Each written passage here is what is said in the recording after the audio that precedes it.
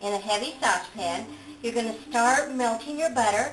We also have set up our candy thermometer because when you're making candies, it is so important to have the patience, not to burn your candy, but to get it to the right stage.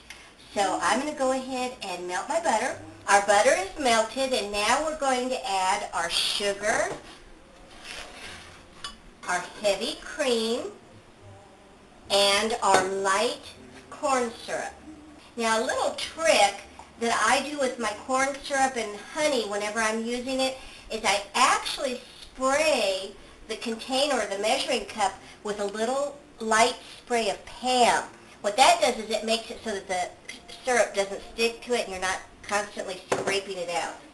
Anyway, what you'll do is now you'll stir this, and I've got it on medium heat, and we are going to bring it to a boil.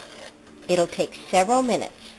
All right, our candy thermometer has reached 225 degrees. Another way that you can test is to take a spoon and take very cold water and pour or drop in, and then when you pull it out, it's going to make a soft ball. And that is the stage that you want it to be at. What you'll do is you'll remove your candy thermometer, turn off your heat, and very carefully now you're going to pour your caramel mixture over your toasted pecans in your buttered pan.